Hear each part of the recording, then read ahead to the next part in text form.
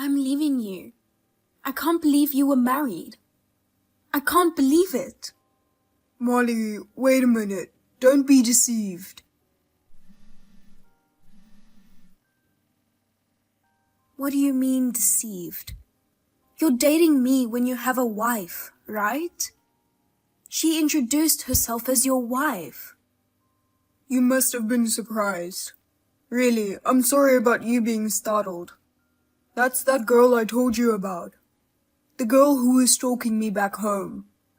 I thought it was over when I got transferred.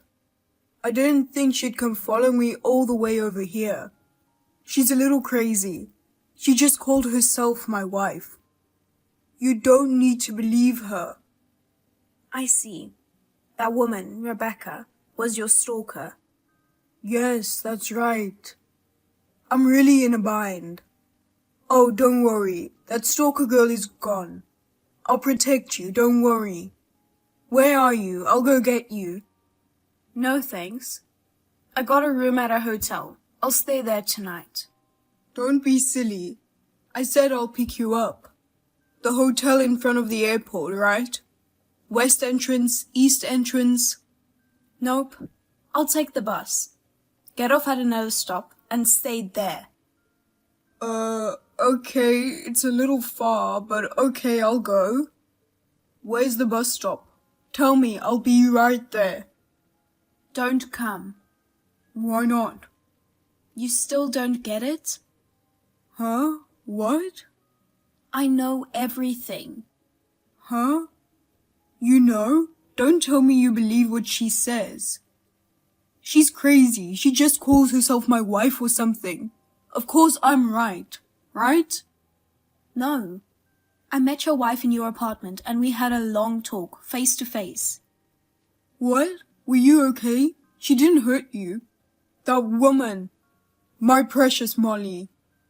Just hear me out. You know what?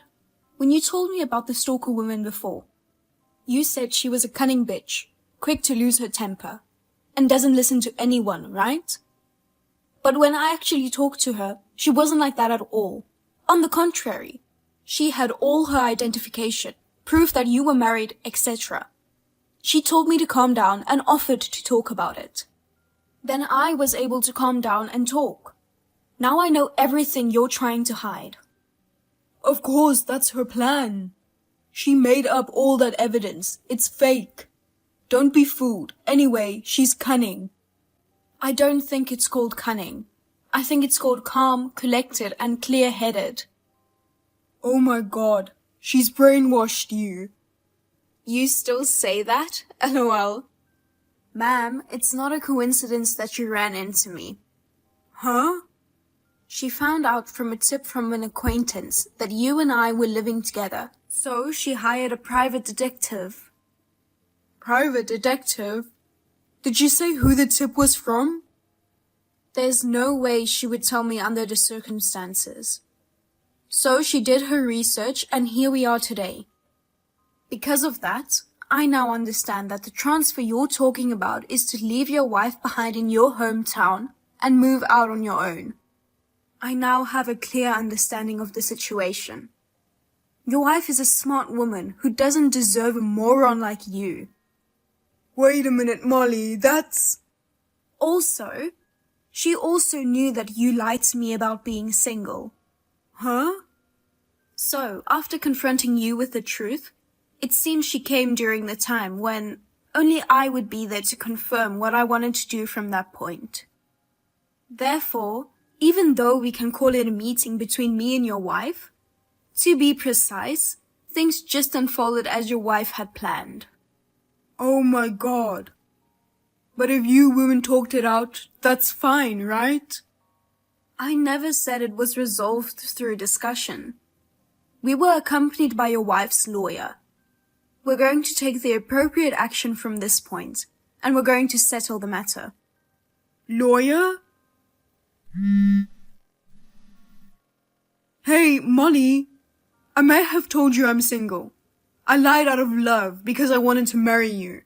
It's because I love you. You understand, won't you, sweet Molly? That's enough. I understand. I'm glad you understand, Molly. You are the best. I'll take you over my wife any time. She's so mean. She'd go and get a private detective. You're all I've got. I didn't know you were that stupid. What? What kind of a lie is love? If you're married, you're supposed to put an end to your marriage first and then start a relationship with another woman. What you are doing is disgusting as a human being. And I was forced to have an affair without my knowledge. It's not a joke. But you know, we were dating on the premise of marriage, right? I even met your parents. If that woman hadn't stormed in, we would have gotten married, right? That's right. In other words, you even committed marriage fraud. What? Why would I do that? You made me put down a payment of $5,000 on your own car. What? Because if we got married, we'd be using money as a couple, and you'd be driving the car. Are you seriously out of your mind? I can't believe you would have the nerve to marry me under these circumstances. I'm not going to talk to my parents and get a lawyer. I'll ask you to make contact through my lawyer in the future.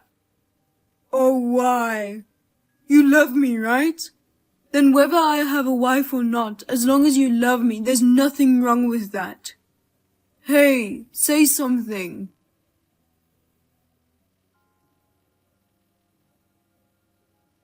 Huh? What's this?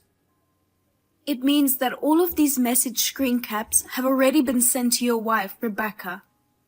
I'll tell you now, even if you divorce Rebecca, I'm not going to marry you.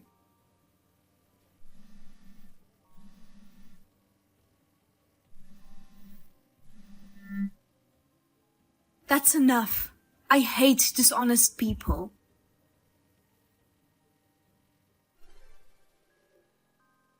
Immediately after this, I blocked Miles. Thereafter, I left it to a lawyer. Anyway, I told him through my lawyer that there was no way I could marry a man who would betray his wife. But he insisted that it was a trivial matter for two people who love each other. After the conversation was over, Miles's parents came to me, apologized, and gave me a refund of $5,000 plus compensation. Next, Miles's divorce from his wife was finalized. He started stalking me, saying that now he could marry me. I went to the lawyer again and put a restraining order on him. And finally I had peace. It was all so tiring. He is now in the middle of being forced to quit his job and sent to a church of an acquaintance, where he is going to be rehabilitated for his bad temper.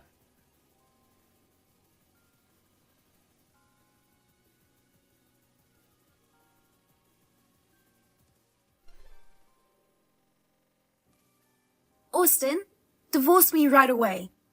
Huh? Casey? I don't need someone like you anymore. You low-income trash. Divorce, divorce. Divorce is the only way. Hey, calm down. What's the matter with you? I told you, I'm divorcing you. Can you at least tell me why? It's so abrupt, I'm confused. I've been telling you for a while now. You're a low-income bum. Don't tell me you don't know why. Because I'm unemployed? That's right. You know what I'm talking about. You were working for an exploitive company with low pay. It's been 6 months since you quit, and you still haven't tried to get a new job? You've gotten a taste of living off my high income as an employee of a major company. What is a man supposed to do if he's not the breadwinner of the family? The reason I left my job was because I got sick, so it's no wonder. You've recovered completely, but you're not looking for a job. I'm not looking for a job. I'm preparing to start my own business. Thanks to the Labor Bureau's help, I've been able to get my unpaid overtime and severance pay. I had no time to spend money in the first place, so I have a good amount of savings. I told you we'd be okay financially for a while. I'm sure I've explained it to you many times. That's it, there. That's not good enough. That? You're too soft-hearted. You were working in the sweatshop, and your bosses were pushing you to do even more work. That's why you broke down and were forced to quit. I know that's something I should reflect on, but You're such a social weakling. You starting your own business. Don't make me laugh. I'm only losing money by being with someone like you. There's no point in staying married to a husband you know will fail. I've decided I won't be tricked anymore. I'm not trying to trick you. I'm trying to change who I used to be. Low-income scumbags are cocky. I'd really like to ask for alimony, but I don't think you have that kind of money right now. I'll just take all of our joint savings and be satisfied with that. Sign the divorce papers I left in the living room and get them to the courthouse. You don't have any objections, do you? Huh? What do you mean, divorce papers? You're going to divorce me right now? Of course I am. If you don't get on with it, you never know when it's going to be a problem. I left the apartment while you were out all morning playing around. I really wanted you to leave, but the apartment is in your name. I had no choice but to move out. Well, I can see a future where you'll be forced to leave because you can't pay the rent now. Wait a minute. Let's calm down and discuss this properly. No, I don't want to. Being married to a low-income, trashy husband is nothing but hell. Goodbye. At best, live like a weak man who was abandoned by his wife and live a poor life.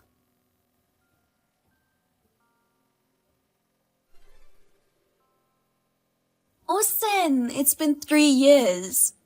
I hope you've reflected on your past by now. You did, didn't you? I thought it was time for you to repent your foolishness and come to me for help. So I've been kind enough to contact you. How kind of me. Who are you? Huh? Hi, it's Casey. Your wife? I don't have a wife with that name. You've got the wrong person. You're being so tough again. What do you want?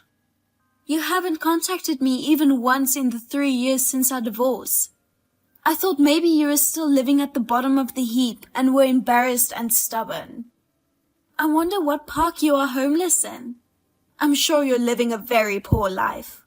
That's why I called you. I see. Thank you for taking the time to do that. Well, I'll get back to talking about you. No, thank you. What? You're still stubborn? You're the one who's in trouble because you can't get back with me. The one who makes a lot of money. It's time for you to stop being so stubborn and be honest. I'm just being honest about my feelings. Huh? You know what? I know you haven't changed much since our divorce 3 years ago. If I'm not mistaken, you're probably making less money than before. You don't even live in a decent house, do you? What makes you think that? I saw you on a street downtown. That empty store over there is where the popular cafeteria is going to open its 3rd branch, right? Was that interior work? You were working there in a dirty t-shirt and jeans, right? Oh, you saw me. Yeah, that was me. You were painting the walls. So are you working part-time as a painter or something? You know, it's a bottom-of-the-barrel kind of job. Don't make fun of painters. Well, you've just been told the truth and you're all red in the face. Not me. It's just really rude to painters. I'm not a painter, and that's not a part-time job. It's my cafe, and I painted it myself with passion. What's that? LOL. Well, that's whatever. So, where do you live now? Why? I just decided to get back together with you. Did you read the text message? I never said I agreed to get back together with you. Oh my. What else could your response be other than yes? You know that if you remarry me with a high income, your life will be stable, right? I am the only woman who would marry low-income trash like you. I'll go to your place with a marriage certificate, so tell me where you live. Or are you so poor that you don't have a house? If you were homeless, you'd want to get back together with me, wouldn't you? LOL. Casey, oh you. You say high income, high income. 4 hours a day, 4 or 5 times a week, $11 an hour. Huh? And I heard you're not working more than one job at the moment. How is that high income? What are you talking about? I'm still an employee of a major company with a high income. I'm the envy of all career women. No, you're not. Just 2 weeks ago, your relationship with your married boss got found out. You couldn't stay at the company, so you voluntarily resigned. You're working part-time now. I know. Huh? Wait, why? How do you know? You haven't figured it out yet? I mean, do you even know the name of your own employer? Working with an attitude like that, no matter how much of a part-timer you are, it's appalling. Huh? What, you're just trying to show off? Then I'll tell you. Who the hell do you think you are talking like that when you are working for me and my wife? What? What are you talking about? And by wife? How can you have a wife if you're a low-income trash? I'm already married and I'm the boss now. What? I own the cafeteria where you started working part-time the other day. Huh? A few months after you and I divorced, I successfully opened the first cafeteria. So now I'm the president and manager of the first store. And the person who became my wife was one of the opening staff there. Now she's the manager of the second store, where you are now. Huh? Wait a minute. That female manager is your second wife? That's what I meant. We got married 3 months ago. What the hell? That's way too coincidental. It's a really great coincidence, isn't it? I've left it up to my wife to interview and hire a new part-timer for the second restaurant. But the day before yesterday, she told me that she hired a new part-timer, and it was you. I was so surprised. And then I found out through some contacts why you left your last job. Really? What's going on? My wife didn't know that the new part-timer was her husband's ex-wife, so she hired you. When she heard about it from me, she just looked shocked and appalled. I'm surprised too. I didn't know you were running a cafe. And that you had the talent to expand to a third location. If you were planning to become the president, why didn't you tell me? I told you that I was preparing to start my own business. But when I tried to explain to you what I wanted to do, you said you didn't understand what I was trying to explain. You said it was pointless to ask me because I wouldn't succeed anyway. You wouldn't listen to me at all. Well, Well, let's not talk about that. I've decided to let you work here for a while, just to see how it goes. If you don't feel comfortable, you can quit. If you're willing to separate your work and private life, I don't mind at all if you keep working here. What are you going to do? Of course I'm going to quit. I can't imagine being used by you and your wife. It would be such a humiliating thing to do. Yes, I get it. Damn it. I thought I could work at a popular cafe. But because of you, I've wasted my time. If you had checked the president's greeting on the homepage, you would have figured it out. Didn't you check that before you applied? Oh well, I'm sorry for taking up your time.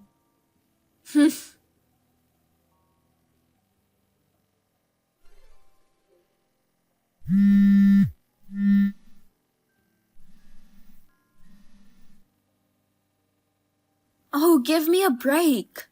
What is this certified mail? What do you think you're doing? Did you get it? Well, it's just what it says. You want me to pay alimony? What reason would there be for alimony? About the infidelity with your boss, which we talked about the other day. What? You were having a relationship all the way back from when we were still married. I found out from the evidence I gathered. No way. Now that I know, it's possible to file for alimony even now. I'm going to make sure it gets done. Oh no. My boss's wife wants me to pay compensation too. And I've been fired from my job. I was just wondering how I was going to make ends meet, and now you're adding on another layer? Don't you feel sorry for me? I'm sorry. You'll have to go through a lawyer for your side of the story. Huh? Well then, I'll leave you to it.